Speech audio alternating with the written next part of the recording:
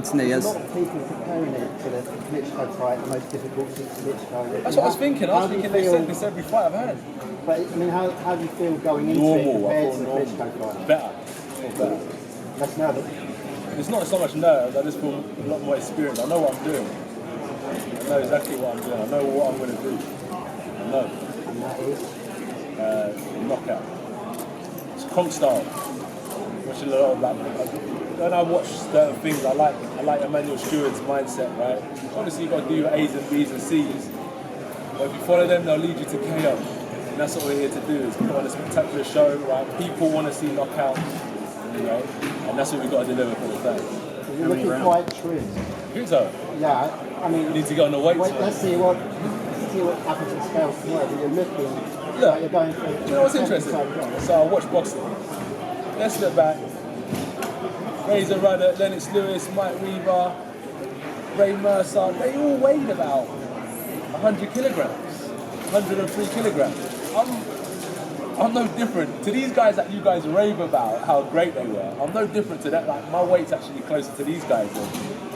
It's just the way of boxing. When you start following the greats, you start following what they're doing. And I've just kind of tried to replicate a lot of what these, and I said, Emmanuel Stewart, how he used to train his champions. You know, Ray Arcel. There's so many guys, Jack Blackman, all these great trainers. I just love watching them and figuring out the best way to improve as a fighter. And once I do that, my body just takes form to whatever it is, whether it's calisthenics, whether it's heavy bag work, whether it is weightlifting. My body just takes form to whatever training I'm doing. Actually, when you stood with Alexander and you was looking at him there with your face off, what did you make him feel like his culture? I remember I've never really met him, so I can only take him on first face value. So for me, that's the Alexander Usyk I'm getting. If I would have fought him before, then it would have been, I could give you an analysis, but I can't actually give you that. But he's a heavyweight. Fighters have come up from lightweight to cruiser to heavy. Some people have actually come up from lighter weights to heavyweight. Look at James Toney. He came up from, was it middle, super middle? He made his way up, very successful. At the end of the day, let me tell you this, right? In boxing, it ain't the power that's going to make you survive, it's your skills. If you've got skills, you'll survive that anyway. That's why good fighters will be able to move up. So he'll do well, but he's up against a really good fighter. Like, you look at Holyfield when he turned over into the heavyweight division, he was 25 years old, you know, fought 6 heavyweights. Usyk's a bit older, so he wants to get involved in the heavyweight division a bit earlier. You know, he hasn't got that same amount of time. So it'd be good. Well done to him for taking on the challenge as well. It's a good challenge. People talk about my resume, but he's obviously a good fighter, a good warrior as well for taking on this challenge. Anthony, is Tony Bellew giving you any advice?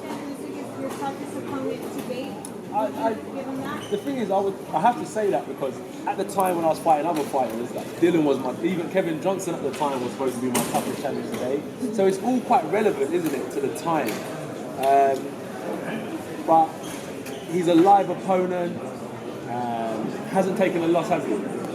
No, hasn't been knocked down. He's good. It'll be a good fight. He's a good fighter, yeah.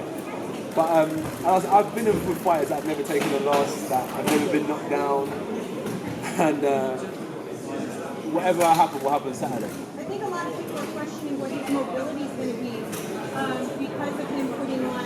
You don't know exactly how much. No, we don't know. But we'll find out tomorrow, no? But a lot of people are sort of wondering what the tactics are going into the fight, putting on that extra muscle against him. Yeah. Will you go for the knockout? No. It'll be a. Are you going for the knockout? Yeah, you have to. This is heavyweight boxing. This is. Look, it's the sweet science. Hit, don't get hit. But let's keep it real, right? People are out to see knockouts, you know, and I want to deliver for these people. You want to go out there and put on a clinical boxing match, but you got to hit your opponents and hurt them. And that's exactly what we have to do as fighters, especially heavyweights. So yeah, we have to serve for the knockout.